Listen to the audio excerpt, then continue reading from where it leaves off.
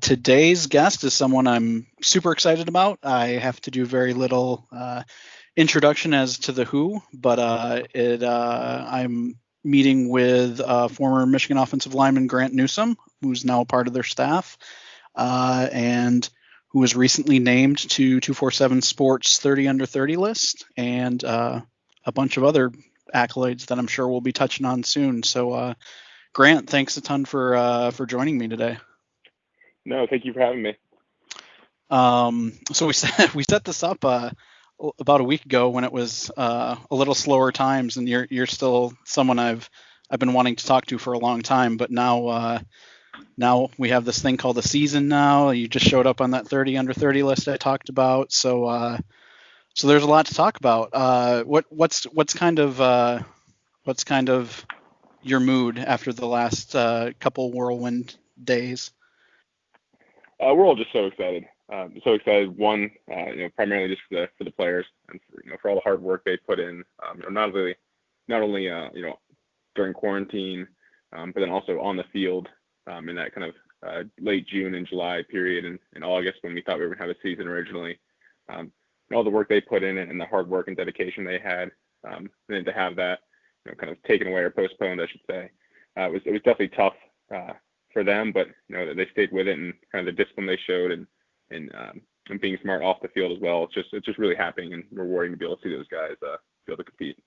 Yeah, no, absolutely. I can attest for how much of an emotional roller coaster it's been just for fans and people whose ties to the program are basically turning on the TV on Saturdays and watching. So I can really only imagine what it's like for people that are still kind of pouring their blood, sweat, and tears into everything, even when things kind of look grim, like when they postponed it.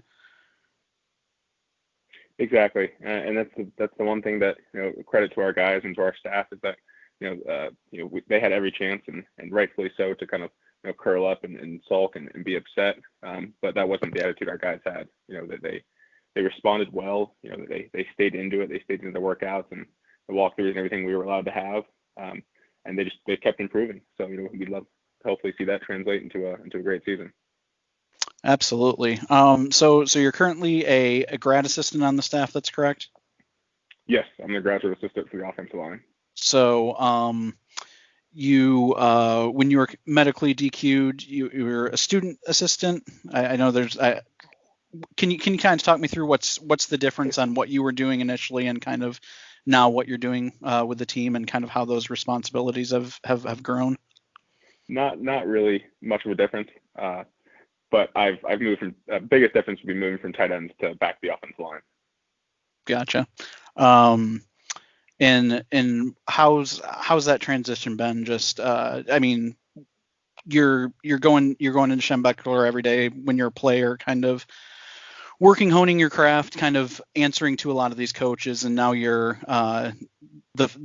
the switch is flipped, and you're kind of, instead of taking direction from these guys, you're kind of working side by side with these coaches. How's that change kind of been for you? Sure, it's been great. I'm fortunate that we work with an amazing staff of position coaches and also other young guys like myself, and we just have a great staff here, and so it makes it really easy every day to come into work and get everything done. But to that transition, it was wild. I didn't realize how much more went into it as a coach when I was playing. I think that as a player, it's your entire life. You're immersed in it, and it's what you spend a lot of your time doing. But you don't realize how much more goes on behind the scenes for game planning and recruiting and all the other aspects that, as a player, you think obviously take time, but you don't realize how much time they actually take. Absolutely. So you kind of mentioned game planning, recruiting, the actual practice elements. Is there an element of coaching that you've really embraced or really found you like? Like some people really like the technical teaching at practice. Some people want to help put game plans together. What's kind of your favorite aspect of coaching you've kind of taken to? Sure. I think the thing that's been most rewarding for me is just when you see guys develop and spend so many hours in workouts and lifts and practice, and you can see them work on one specific area of their game, and then to go out on a Saturday and be able to see them execute that and fulfill that. It's probably the most rewarding aspect of coaching for me. For sure. Is there anyone on the staff that's kind of either the coaching staff or the support staff that's kind of been a particularly great mentor for you, or that has kind of taken you under their wing, that you think you've kind of grown a lot from on the coaching side of things? Yeah, so I'm with Coach Warner now, and he's been great. I mean, I think he's one of the best offensive line coaches in the business, so it's been amazing to learn under him. But then also Sharon Moore, to be with him, and I was with him my first 2 years as a student coach or student assistant. So I mean, he was just, I learned, he was the first kind of introduction for me into coaching and how to act and how to respond to different situations and just how to coach. So I owe everything I am today to him and his kind of his teaching in those first few years. So Coach Moore is someone that I think a lot of Michigan fans see like at the top of these these recruiting rankings lists and stuff, and is kind of considered one of the hot young coaches kind of in college football. Just earlier this week, 247 Sports came out with their top 30 college football people under the age of 30, and 23-year-old Grant Newsome showed up on the list. So how cool of an honor was that? And I guess just like what does that mean to you at kind of a young stage of your career? I mean, it's definitely very humbling, but I mean, I think, like I said earlier, it's a testament to the guys we have in the building, and I think there's a lot of other young guys and young staff in the building who are probably more deserving. So, I definitely appreciate it, and it's of course it's a great honor. But I'm just excited to be able to come to work every day and get to work with our staff and just become a better coach every day and help these players achieve their goals. Do you see coaching kind of as like a long-term landing spot goal for you? Like 10 years from now, where do you want to see? Obviously you've heard before, everyone's like, oh, Grant Newsome, yeah, he'll be in the White House in 20 years, or he'll be a politician or things like that, which is kind of a testament to the impact you've made off the field and stuff. But where do you kind of see an ideal career trajectory for you? I love coaching. It's funny because when I was playing, I swore up and down I would never be a coach. Not because I didn't like coaches or anything like that. Obviously, I just didn't think it was something I'd want to be into when I was done playing football. But when obviously having kind of football taken away before I was had anticipated and was ready for, I kind of just fell into it, and I feel like it is my passion, and it's what I want to do. So 10 years from now, I'd love to be a head coach, and I think it's kind of most young coaches' dream is to work your way up through the ranks, and one day you can be a head coach at a program like Michigan.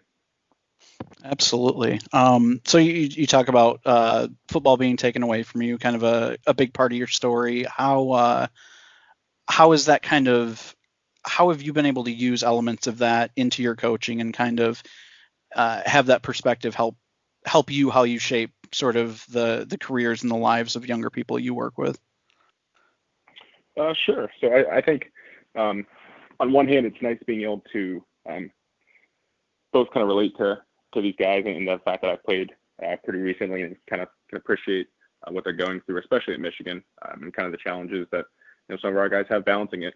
Balancing a top tier academic university with also top tier football, and then as well in recruiting, kind of being able to connect to these guys and know what they're going through, having gone through it, less than a decade ago. So I think those are kind of advantages that give me some perspective, I would say, as a coach.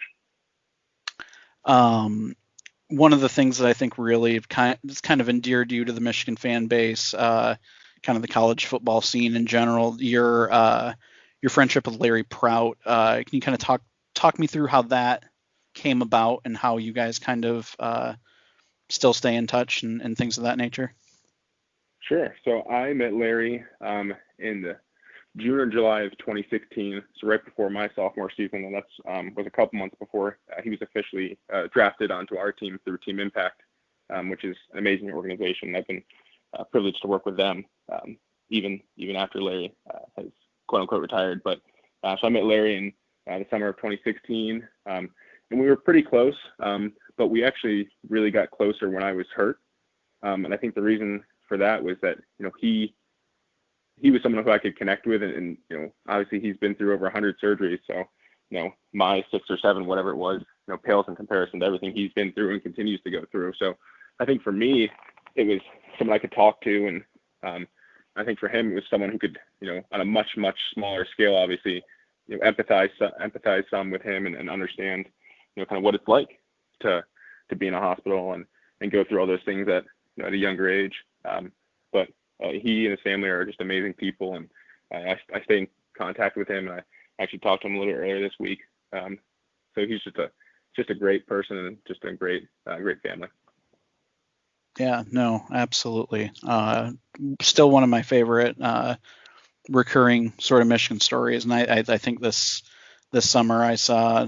Obviously, I'm stuck down here in Texas, but I think he graduated, and they had like a drive-by graduation party for him, and you see all these Michigan personalities being a part of that, and it's really cool to see that. And it shows it's not just kind of a press grab or a headline clipping, and it's not a one-off kind of photo op. And I think it's really cool how there's these long-lasting kind of relationships that are being built and then grown upon when the cameras are off, even too. Exactly. I mean, I was fortunate enough to be invited to that by Larry, and I was able to go out and spend some time with him and in a socially distanced fashion because of COVID. But like you said, I mean, Coach Harbaugh and his dad to come, Jack Harbaugh as well to come, and it just means the world to Larry, I know, and his family. But also, it's something that as a former player for Coach and now working under him as a staff member, it's so nice to see that. Like you said, it's not just for cameras, and I think that's the one thing that anyone who's been around Coach can attest to is it's genuine. Whether or not you like it, he is who he is, and it's always been he loves Larry and he loves being around him, and he's done everything he possibly can for him. So didn't expect anything different, but I know the Prouts really appreciated him coming by and saying hello with the family. Absolutely. So while you're talking about the Larry thing, you mentioned your 6 or 7 surgeries or whatever it was. Where are you kind of at health-wise? I mean, obviously career's DQ'd, but everyday life, where are you now compared to when things were kind of at its worst? I feel great, and I mean, obviously, I'm just extremely blessed and extremely thankful and lucky to be in the position I am, where I can live a completely normal life. Outside of a little bit of stiff ankle, my leg feels completely normal. It's funny, I joke with people that I have less knee pain now than I did back when I was playing. So I'm just extremely grateful and thankful for our medical staff at Michigan and everything they did for me, and giving me this quality of life that was not certain at the time. For sure. Well, like I said, the plan wasn't to sit here and grill you about the depth chart or make any predictions or ask for any hot takes to get you in trouble or anything like that. But so offensive line room just got a little got an extra body added to it in the last 24 hours. Kind of excited about that news. Yes, I mean, we all love Jalen, obviously, and having that experience and some of his talent level is great to have back. And I'm also just happy too, just seeing the development of all the guys in the room, and again, just as a not only an offensive lineman but as a team, how seriously the guys have taken this opportunity to get better, and just to improve during this time of uncertainty where they weren't sure where we're going to play in the fall, the winter, the spring, next fall. I mean, for having that that much uncertainty and that much uncertainty in the world, around them, I'm just we're all really impressed with the guys and the way that they took advantage of this opportunity.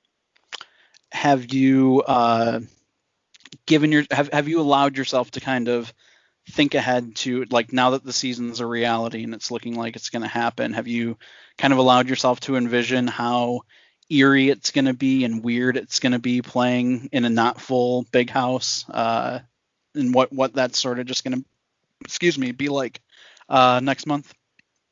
It is. It's going to definitely be very weird. I mean, we've practiced in there before when it's empty, and it's the weirdest thing. You can hear echoes, which is something that I had never imagined, being in a full big house. But yeah, the sound reverberates off of the press boxes.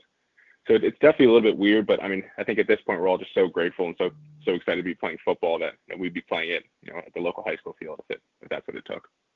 And I'm sure there'd be a long line of people trying to get some of the limited seats in there too. I think if everyone that plays for Michigan kind of realize the passion and the fervor of the Michigan fan base, but just seeing the reaction from people in the last couple of days when it's been taken away and it's been given back, it's a pretty stark reminder of just how much Michigan football means to everyone. As someone that didn't necessarily grow up in the area, but kind of moved into Michigan and got immersed in what Michigan football kind of means here. Have you kind of fully grasped that, or were you surprised at first when you came here just to see how crazy some of these fans can be?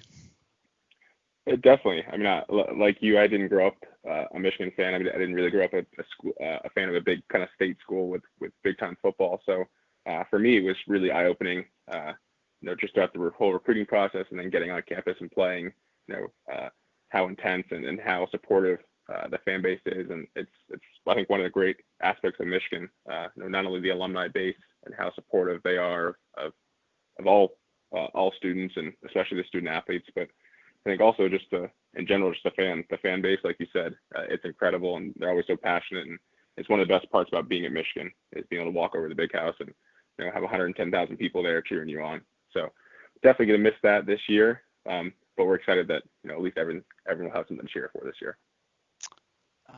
One of I think I've said this a couple different places, but I think of all the terribleness that's kind of come in with 2020, just like in the season in general, I think one of the really cool things that's popped up is kind of these college athletes kind of finding their voice and seeing the power they have when they kind of collectively come together, whether it's coming together to unionize or to try to get the season back together or to make social statements. Y'all have kind of marched in Ann Arbor and things like that. From you, someone that kind of has these political interests and stuff, but also just as a human associated with these people, how cool has it been to sort of see all of these young student athletes kind of finding like how much power they have in their when they kind of come together and have a one collective voice?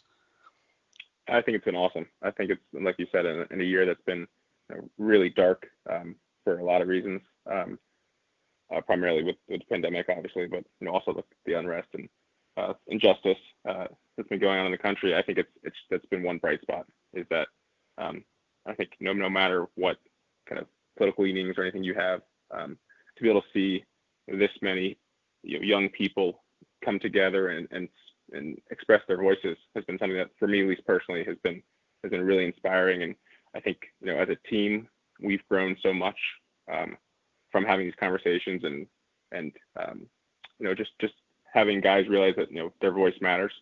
Not only as human beings, but also as student athletes at a place like Michigan and the platform they have, and that they can take advantage of that and to the extent that they want to, and just to express themselves, and that they don't have to be restricted to just playing on Saturdays or just being